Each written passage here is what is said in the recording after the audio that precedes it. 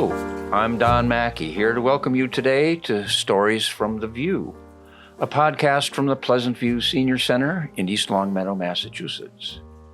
On this podcast, we invite East Longmeadow residents to tell us stories about their lives. Our guest today is Sandy Davis, an 84-year resident of town, former member of the East Longmeadow Historical Commission, current member of the Friends of the Norcross House and the East Longmeadow Lions Club. And here's the host for today's conversation, Mary Jenwin Kaplan. Hello, Mary. Good morning, Dawn. Thank you. And thank you, Sandy, for coming to speak with us today. Thank you for having me. You know, we've always heard the phrase, been there, done that. Well, I think today we're going to hear about been there, done that, still doing it and going strong. So, Sandy, welcome. Tell us about East Longmeadow and where it all began. Well, thank you for having me. I guess I'll start in the very beginning. My parents were Sherwood and Elizabeth Kronk, and they lived in Springfield. And they moved to East Longmeadow in 1938 when I was 5 weeks old. And I had a sister that was not quite 2 years old. And several years, well, actually a few years later, and then several years later, there were two more daughters born. So there were four of us sisters growing up. They bought a house on White Avenue, which is right at the center of town. I can remember them saying that they bought it for $2,500, which is kind of incredible today when you think about it. It was a quiet neighborhood.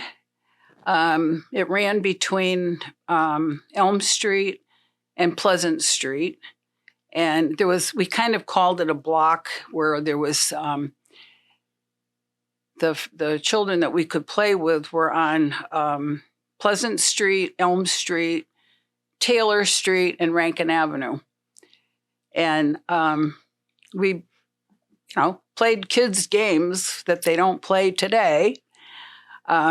We did hopscotch and we did kick the can and hide and go seek and different things like that. Jump rope. We played all over the neighborhood. So we were on different streets. My parents never actually worried, I think, about us as to, what we were doing. They knew we were within the neighborhood. My mother had a whistle that when she wanted us to come home, she blew the whistle, and the signal was one long and two short, and we went running as soon as we heard that whistle because we knew that we, needed to be home. Did other families have whistles, Sandy? I don't remember that they did. But and you I still think had in the your beginning, own special whistle. That's well, nice. I think it was, it was kind of funny in the beginning. We thought, oh my gosh, what is this? But it was kind of neat because it wasn't anybody yelling at you to bring you home. It was just You heard that whistle? You heard the whistle, Yeah. and you just said, okay, I got to go, and off we went. So it worked out. She was smart.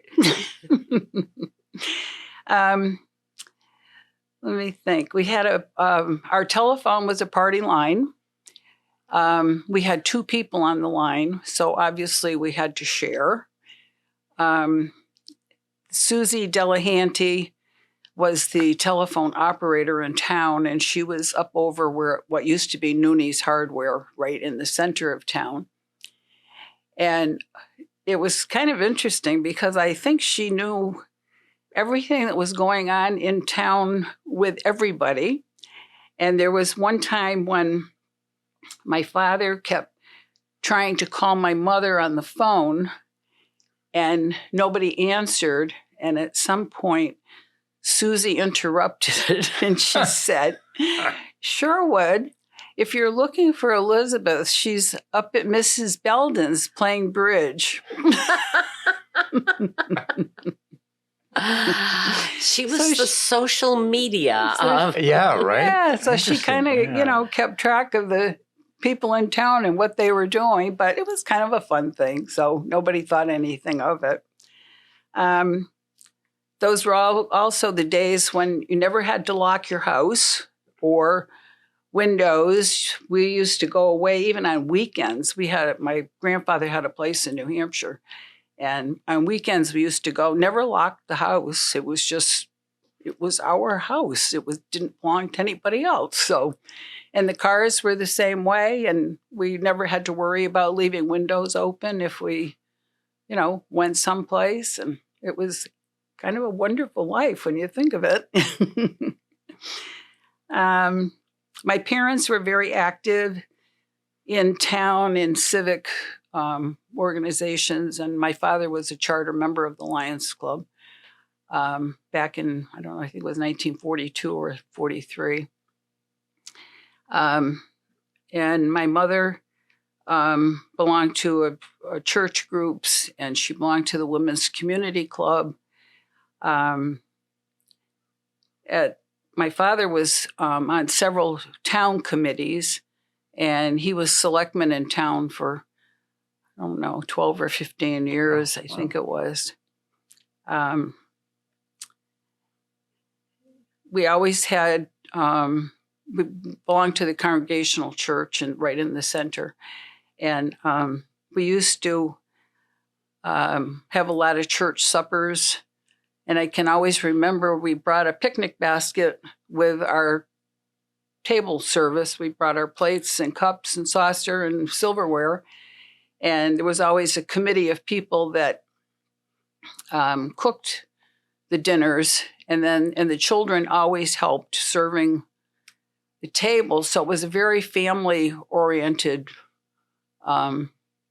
dinners that we had quite often. I attended Center School, which was a wonderful, beautiful school. Hey, I hate to think it was torn down, but I went there from first grade through sixth grade. We walked every day. There's only one day that I can ever remember that school was canceled, and it was in the winter, and I was already halfway up Center School Hill when the custodian came out, and he said, "You'll have to go home. School is closed today." And we kind of looked at him like, "Closed? What?" That was just an unheard of thing. We didn't know what that was all about. So anyway, that was the only day in the 6 years that You had went one there snow day. that I guess maybe there was others, but I don't ever. Or maybe there was no heat. It might have Could been. have been. I don't even know what it was, Yeah. but it was just it was rare. Right. Yeah. Those were also the days when girls always wore dresses or skirts and blouses. And in the winter, we always wore snow pants, so they were over our clothes. We were always warm, and we always had boots, or they called them galoshes, I think, at some point. With those snap buckles, right? The little Yes, they did. snap buckles on Yep. there. Yeah. We walked. I always walked to school, and many times I walked home for lunch. In fact, most of the time I think I did. But if I read what the lunch menu was and I thought it sounded kind of good, I would pay and stay for lunch. And the cafeteria was in the basement of Center School, and we always had recess. We generally, by the time I came back from home for lunch, they would be at recess, and so I would join in until school started again. As a child, I joined the Girl Scouts. I was also I joined the 4-H and a sewing group that we met generally once a week. Do you remember what you made? Your projects? Well, we made pot holders. I did make an apron. We made a pillow. It was kind of a fun thing. My mother was quite a sewer also, so she taught me a lot and helped me out with it. And she also was a knitter and crochet, so she taught me how to do that. So I've done that my whole life. That And was the start of your handcraft. yeah, and I've Um, done all kinds of crafts. My sister always made baskets, and so we'd have work parties with her and make baskets. And I took a crewel embroidery class at the Home Information Center, which was, I believe it was the Hampden County Improvement League was what had it at the time. It was on Baldwin Street. And I took crewel lessons. I took needlepoint. I took chair caning because I had 2 chairs that needed to be caned, and I had called around to get the price for them. And I thought it was way too expensive. So I said, I think I can do it. So I took 1 chair to the class. And when I came home, I did the same steps on the 2nd chair. And when I finished, they came out fine. But I decided whatever somebody charged to do it, it was worth it. I would never do another one again. a little harder than it looked, perhaps. Yes. So you kind of learn your lessons that way. We had a pilgrim fellowship at church, which was basically teens. I think it went from like age 13 probably through high school. And we used to have skating parties and roller skating and ice skating. I can remember one day we made root beer, which was kind of an interesting project to do. I'd never done that before. Where did you skate in town? Pardon? Did you skate on a pond in town, or did you go to a rink? No, well, for the roller skating, we went to a rink. Mhm. It was can't think, it was in Springfield, but Yeah. for ice skating, we always went to the center pond. Center Pond, right. It was always skating down there. The pond wasn't that deep, so most of the time there was ice, and we could walk to everything. It was kind of a neat thing. Put your skates over your shoulders and off you go. A Norman Rockwell moment. Yes. During the summers, we'd go to the playground. They had the little round pool there, and so we could swim.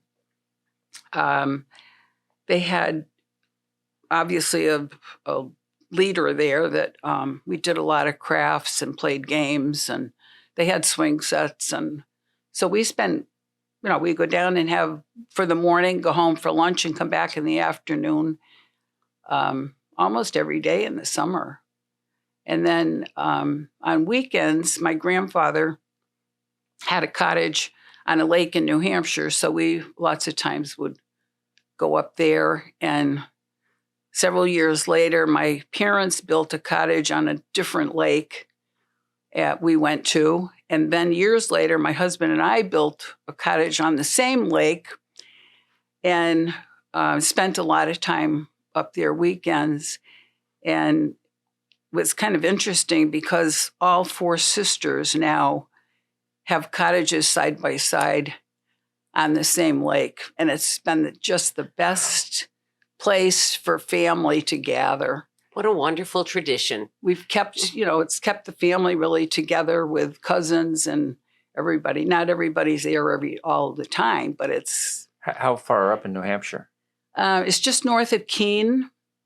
It's So- on Highland Lake Highland Lake. in Stoddard. Okay. Mm-hmm. I grew up, my godparents had a place in Antrim, New Hampshire, on the lake there. Oh, well, that's very close. Greg Lake, Yeah, yeah. So, Okay. yes, I just thought, well, boy, I wonder if it's Greg Lake. Yeah. Forest Lake was where my grandfather had his in Winchester. Yep. And then we were about probably 20, 25 miles north of where he had it. So after 6th grade, there was no junior high school. They were in the process of building the original Birchland Park. So for 7th grade, I went into Forest Park Junior High, and that was my first experience of riding on a school bus. I was there for just 7th grade, and then Birchland Park was ready for us to come back. So I came back to Birchland Park for 8th and 9th grades and graduated from there in 9th grade. And then for high school, there was no high school in East Long Meadow. So back we go again. We had our choice of four different high schools. It was commerce, trade, classical, and technical. And I went to technical high school. And we were bused there and bused home, but there was no bus if we stayed after school for any school activities or anything. So it was kind of interesting for getting home because my mother didn't have we didn't have a second car in the family. So we would have to walk from Elliott Street, where Tech was, down to Main Street in Springfield to Kresge's 5 and 10 cent store. And we could get a bus to the city line. Sometimes we could get it to a bus to the X and then get a transfer, and it would take us to the city line of North Main Street. Otherwise, we would just get the bus to the city line, and then we'd walk to the center. Was that White Circle line? Do you remember that? That was White Circle line. I think it was the Springfield Street Railway. Oh, okay. I'm pretty sure that, unless I'm not positive, No, I guess. So I remember that was a White Circle line that it was sort of the same thing. Yeah, Up in it front could of have been. Kresge's downtown. I guess I'm not even sure of that. So it isn't far, but there were ways you could do it. Oh, yeah. And we didn't think anything of it. I mean, it was just we stayed after, we were in the pep squad or, different clubs at school, and it got to get home. So, and my father worked for the Springfield Shopping News. And so sometimes we could walk. He was up at the end of Main Street at the bottom of Mill Street, I think it was. And so sometimes we could walk from school from there to his office, and then we could ride home with him. But generally, he came home later than I guess what we wanted to, so we took the other bus. So we were used to walking everywhere, even in town. We could walk to the library, we walked to the banks, we walked to the doctor's office, we walked everywhere. It was just never thought anything of it. We were so convenient. So I also remember using ration stamps during World War II. I don't remember a lot about them, except I remember what they were. And that whenever we went to the store, we had to take them if we got certain items. I can remember sugar and butter. And I know when my father had to get gas for the car that he did for that. I don't remember what else we used them for, but I do remember using them. Also, we had to, or did, collect milkweed pods, and they used the little feathery seed things that were inside it to make sleeping bags for the soldiers. So I can remember. You collected large bags of these? Yeah, we used to collect it, and then we'd take it to school, and they'd put it into big, I don't know if it was like grain sacks or something. And, then after that, we didn't pay much attention as to where it went from there. But that was one of the things that we always What a cool way to contribute to the collected. war effort. So, there was also, I remember my father was in, they had towers that they had volunteers that for the air raids. And my father was in one of the towers, and I think one was in the center. I think one was out on Parker Street someplace. I don't know where it was. And different people would volunteer to man the towers for the air raids. Right. in the center of town, I remember Barrett's store, which was on Prospect Street. Popular Market was originally on Maple Street, and then it moved to where Rocky's is now. There was B&B Market, East Long Meadow Pharmacy. East Long Meadow Pharmacy was where Dr. Basile is now, or someplace in that vicinity. There was also a restaurant there. And we used to get the best and the biggest ice cream cones for 20 cents. Oh my. And it was a sad day when that block burned. And it was a couple of days after that my sister and I just decided we'd go walking down to see where the fire was and whatever. And we found cans of chocolate sauce and strawberry sauce. And the cans had, the labels had been burned, but not enough so we knew what they were. And we were so excited that we each grabbed a can of it and brought it home. Well, that didn't work out too well because my mother told us that was definitely not for our taking. So sadly, we had to take it back. We couldn't have a it. history of vandalism or looting. I don't think know. that's what they call looting now. Yeah, and we looting, thought, right. well, that But didn't you only work. took one can each. We each took a can, and we thought it was pretty exciting to be able to have yeah. it. But anyway, we never got to use it. We had to return it. So, also growing up, in the winter, we always were hoping that the town would never plow our street because there was enough of a hill that we could slide from Pleasant Street all the way down to Elm Street. So when there was a snowstorm, we thought, please don't come by and plow. Ruin your fun.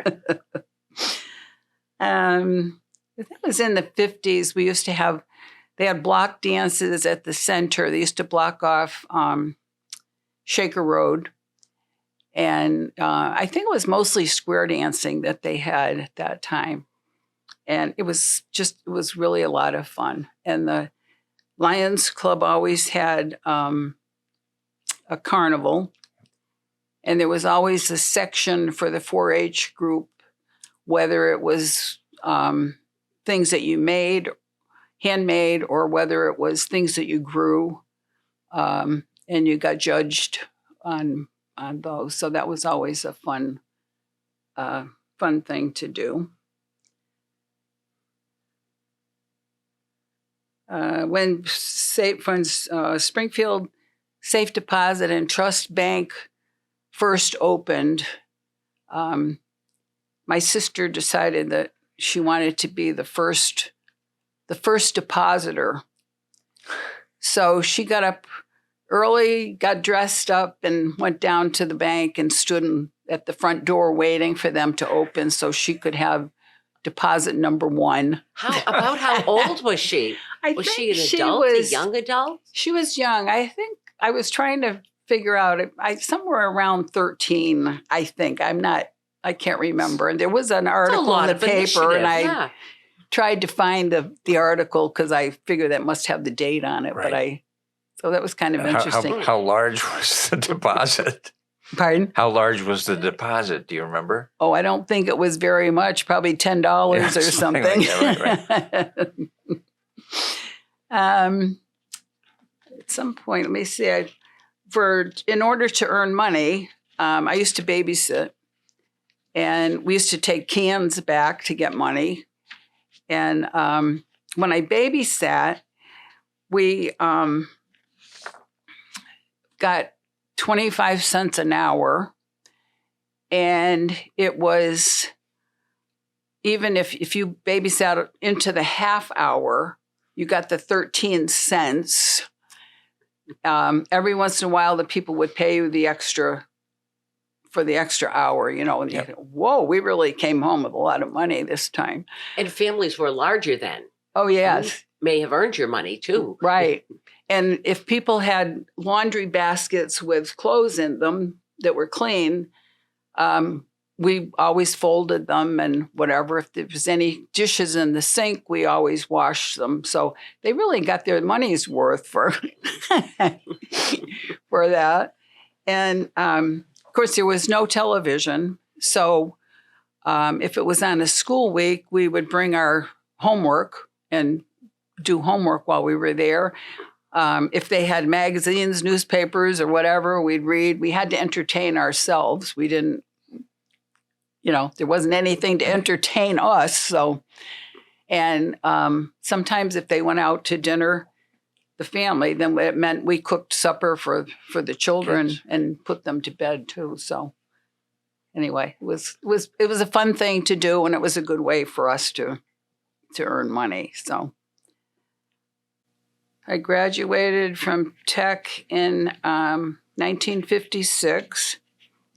And from there, I went to work as a clerk at the New England Fire Insurance Rating Association, which was at 1200 Main Street.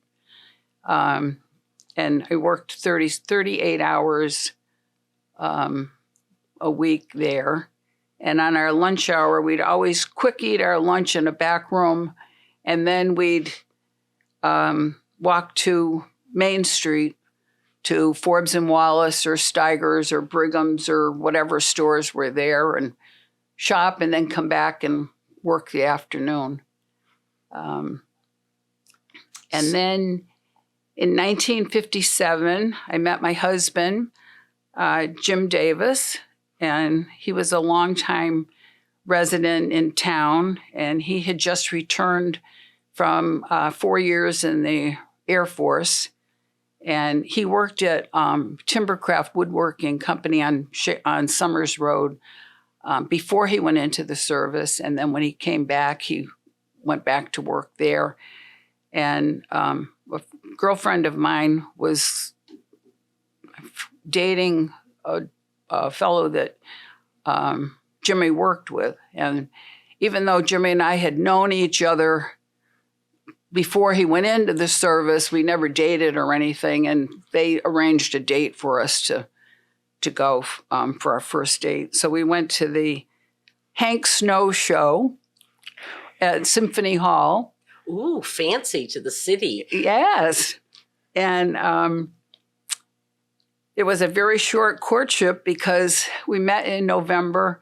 We were engaged in April and got married in the end of September. Wow, So- whirlwind. And my mother was, I think, shaken because my older sister had gotten married like 18 months prior. And my mother made all of our wedding gowns, all the bridesmaids, and the flower girl. And then I announced I was getting married. So she did it all over again for me. But anyway, it worked out fine. We were married for 56 years before my husband passed away. How wonderful. We were married at the Congregational Church. And that's the church at the Rotary, right? Yes. Yep. Yep. Okay. And then I moved a half a mile up Summers Road. And the year before, it used to be South Main Street. And then it was changed to Summers Road.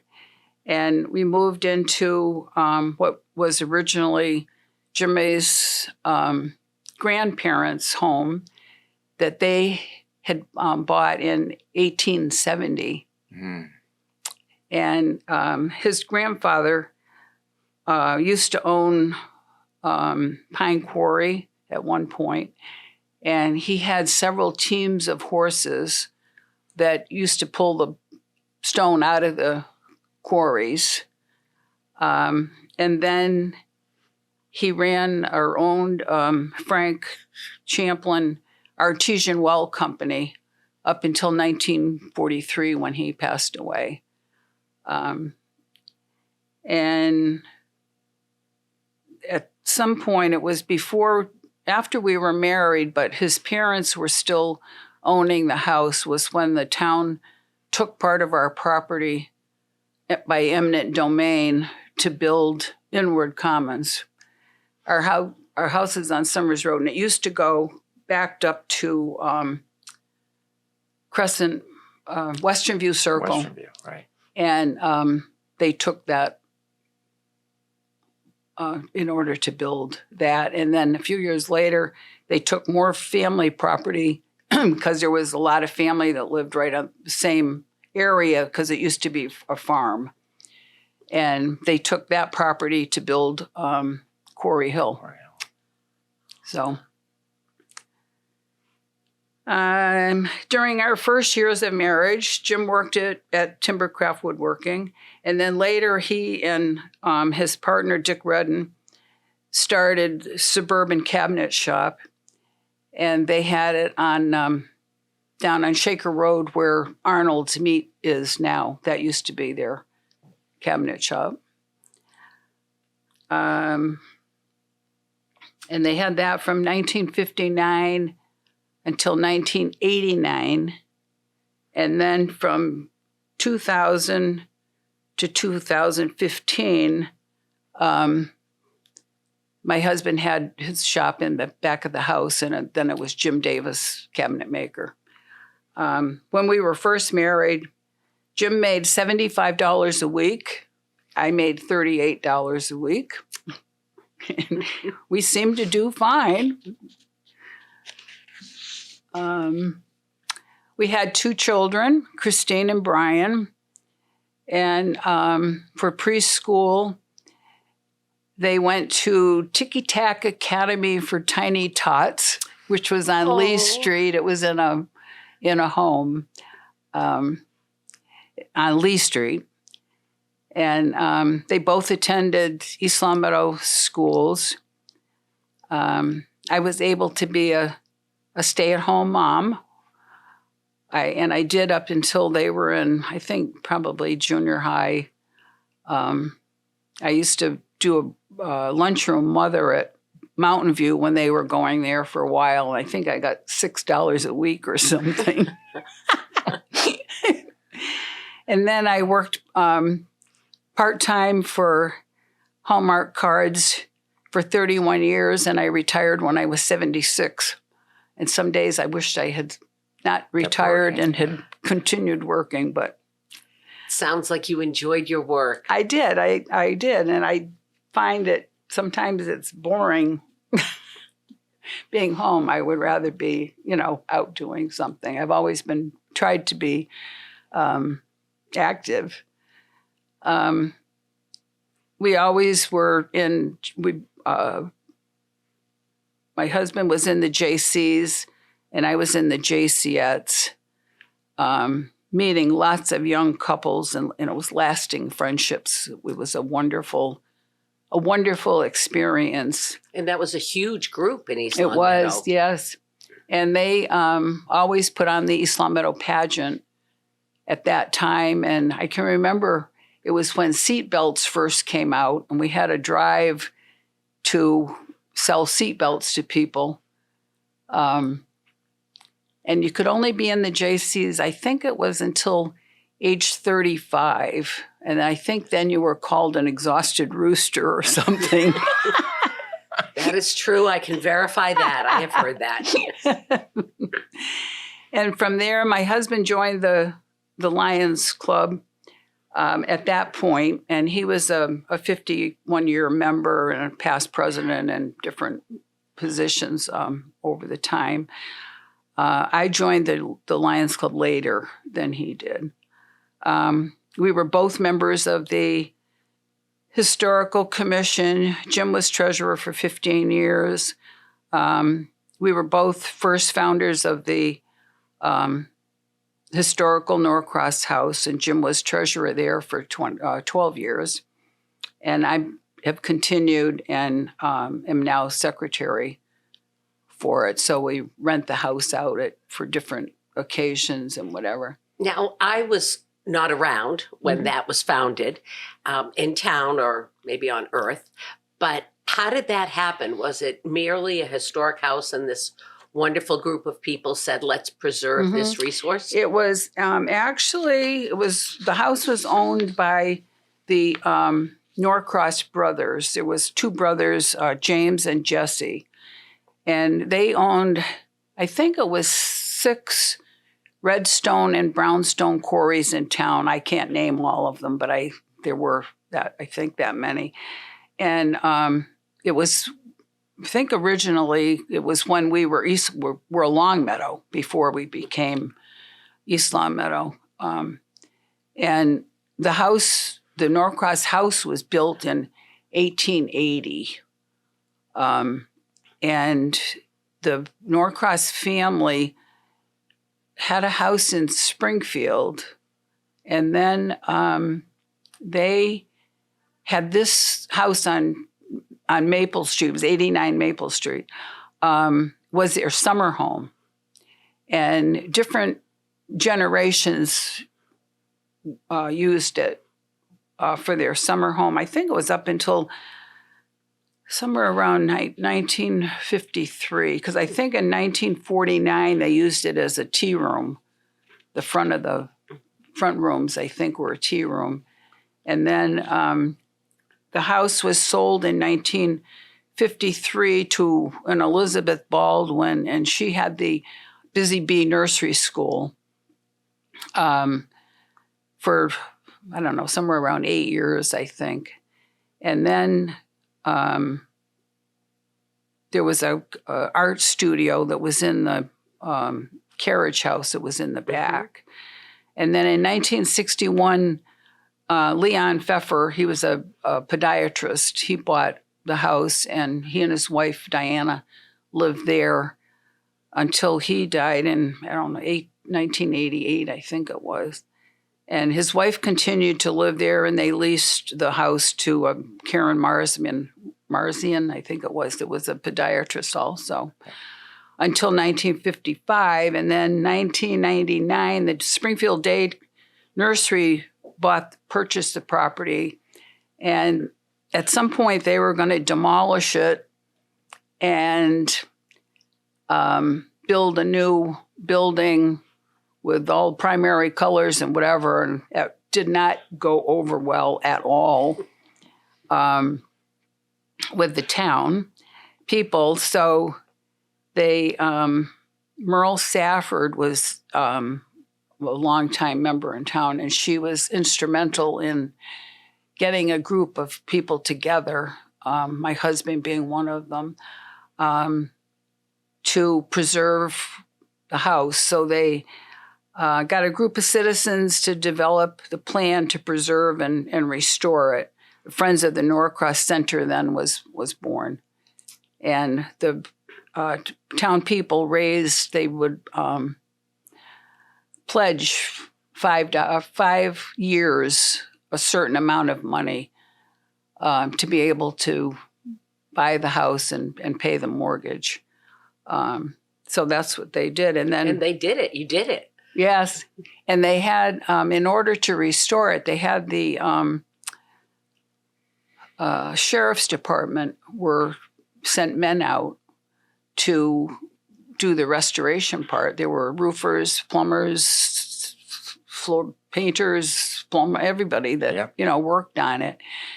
And the house was completed and opened in 2005. And the carriage house in 2006. And it's been operating ever since and doing very well, and rented out now for weddings and celebration of lives, but baby and wedding showers and birthday parties and whatever. So it's been a fun thing, but it's a challenge to keep it, to be able to keep it going, keep it running, and whatever. We have to do it through rentals. So, yep. I guess with the different organizations we were in, and then our children obviously have grown up, and our daughter is she's doing cardiac research as a cardiac critical care nurse at Bay State, and she and her family still live in town. Our son was a 26-year veteran of the Air Force, and he's living in Texas working on the base that he retired from.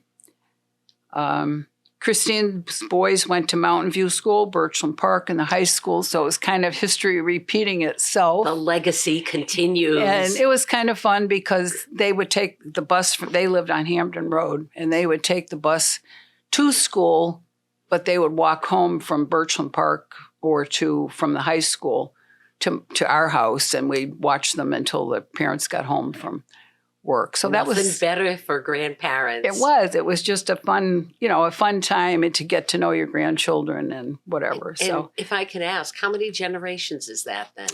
Actually, 5 generations have lived in the house and 6 generations in town, because the grandsons didn't live in the house, but but they live in town. So obviously there's many changes in town, some for the good and some not so good, I say. Do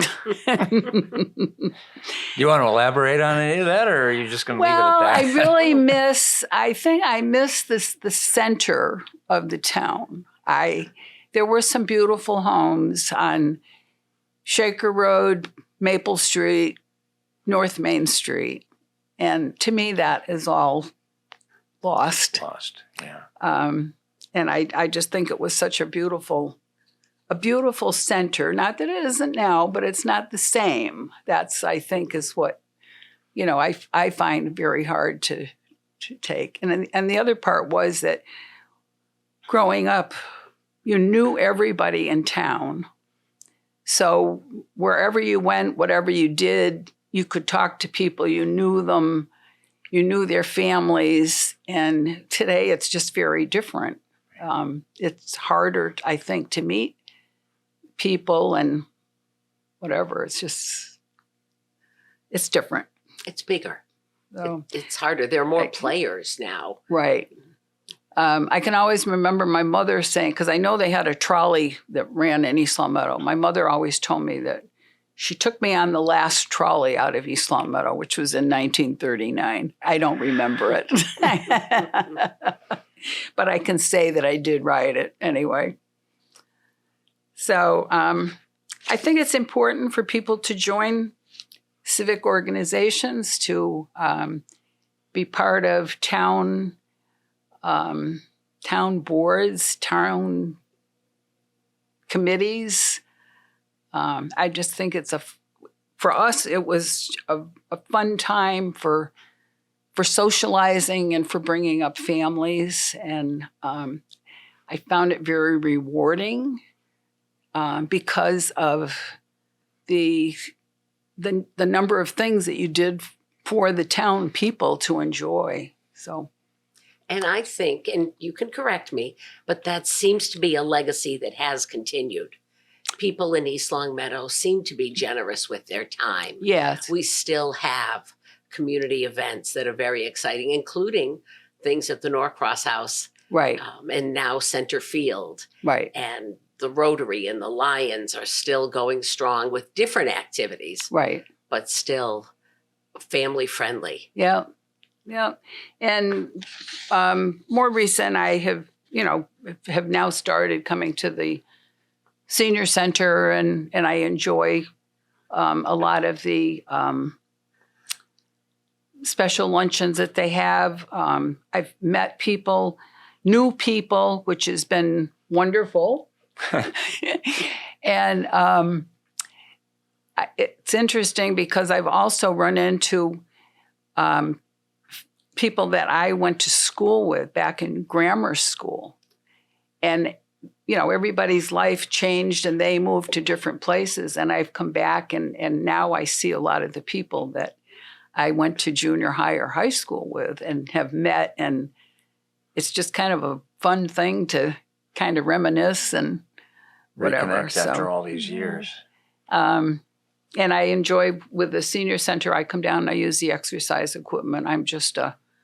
I love being active. I walk all over town. I generally walk at least 2 to 3 miles a day. And dress warmly today, please. What? Dress warmly. I today. do. I've gotten to the point where I used to care. I never wore a hat because I thought I looked terrible in a hat. Now I don't care. I'm warm, so that's fine. I agree. It's more important to be warm and take care of yourself Right. these days. Fashion be darned. Yeah. Yeah. So I think that is my interesting life. You are correct. Thank you, Sandy, so much for sharing these things. I love to hear the words I haven't heard in so long. Party line and block party. And it just warms my heart. Thank you for coming and sharing your story with us. It was fascinating. I so enjoy it and appreciate it.